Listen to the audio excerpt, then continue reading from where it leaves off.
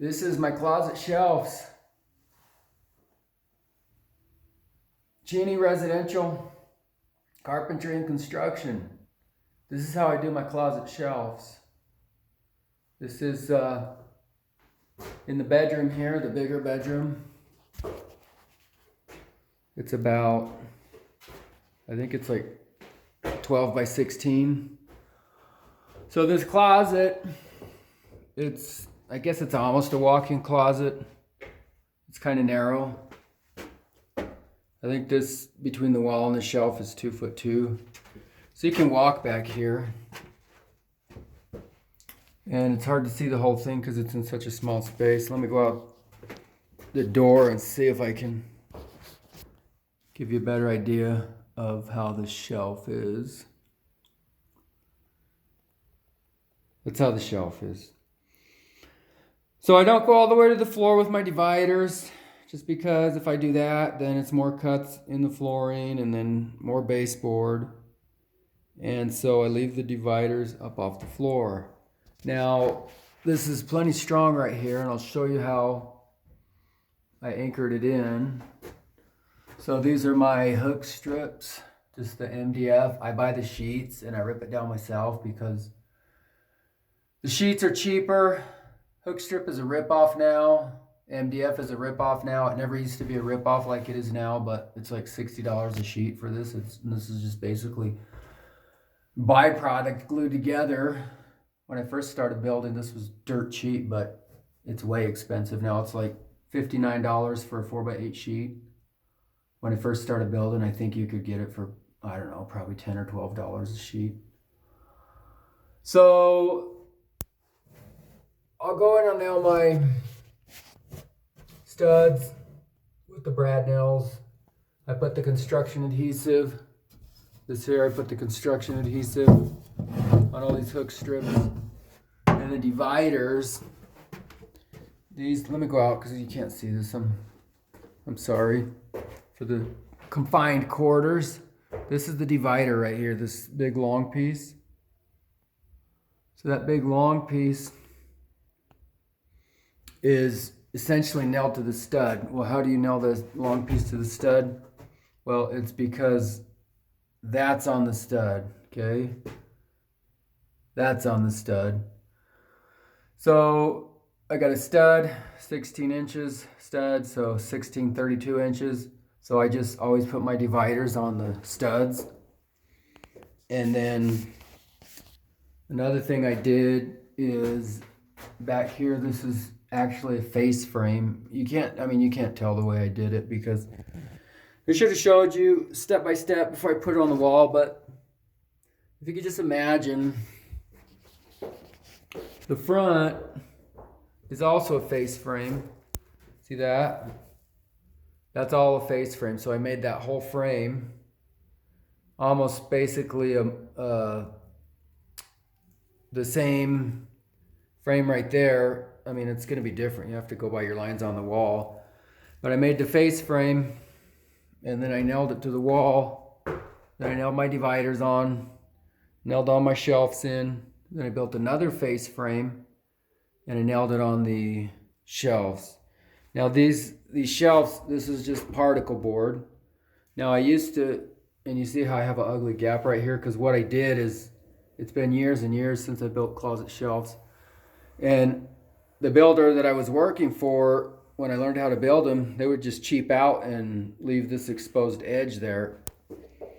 Well, and it wasn't necessarily an exposed edge because you can buy the particle board. It's got a bowl nose on it and it's like got a pre-finished bowl nose, but that is way more expensive than what a sheet is. So I just take the sheets and I rip them down and I save myself a little bit of money. So that's why this edge is kind of ugly, because it has a round over and then I nailed my face frame onto it. But that's all going to be fixed because I'll just take it all, fill it in with spackling and paint it. So I wasn't going to throw a sheet away just because I messed up on an edge. So face frame, it's all about the face frame. And the face frames are held together with the pocket screws. Let me see if I can get you can you even see that pocket screw right there? Yes, you can. You see that? That's my pocket screws. That's how the face frame is held together, okay? And then these guys right here, that's bigger because when I go to put my pole, you don't want to put your pole all the way up here and then not have room to get your hangers around it. So I dropped these down bigger. And these are 16-inch shelves, 16-inch deep. And the reason I put a face frame across here is because I bet you if you go into other closets and you start banging down on that, you're going to see that the shelf is moving and flexing. It wants to break. But I won't do that here because the face frame is strengthening the shelves. So I'll go into the other closet that I got my marks on the wall in the other closet. I haven't built it yet. But then you can see, kind of see what I'm talking about maybe. So this is the other closet. I'm going to do this one tomorrow. And you see, I just draw my lines and I mark out my studs. See how the lines are diverging like that, where I have my studs marked, those pencil lines? Well, the reason is because my level, it ain't so trusty anymore. And the way you can tell if you got a good level is you put it up on the wall like this, and it says it's level. So you draw your line, then you flip it around, and you make it where it says level. You draw your line, and if the lines diverge like that, somewhere in the middle of those diverging lines is your true plumb line. But my old trusty fall off the roof too many times. It says it's good, but it's no good anymore. I just use it as a straight edge for marking. But that is a little hack if you have a bad level, just flip it around and draw two lines and then just go with the center.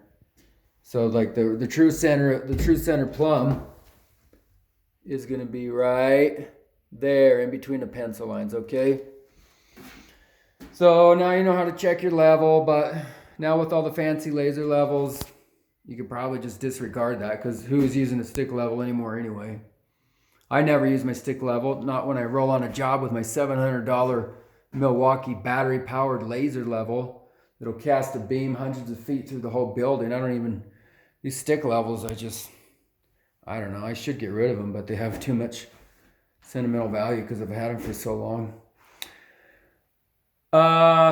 Dividers. Those are the dividers right there. The chalk lines, that's my dividers, okay? And then my shelves are going to go right there, okay? And underneath each of the shelves, I'm going to have the little hook strip. But this is what I was talking about. If you just build a face frame, this whole thing right here, just build a face frame. And then nail your face frame on the wall. And nail your dividers to the face frame. And then nail your shelves in. Nail your little hook strips on for your rod. And you'll have some really strong shelves. And if I'm using the wood glue that comes out of the bottle, I don't use where I know it's going to drip, because when I used to put the shelves on, I would put wood glue on those hook strips right there. But with this texture, it's just going to leak and drippy, drip, drip, and it's just going to be drippy, drippy, drippy all day, and you're going to be chasing those glue drops out for hours. So that's why I use the construction adhesive and it won't drip. Anyway, hope you learned something. Video compliments brought to you by Cheney Residential Carpentry and Construction. Goodbye.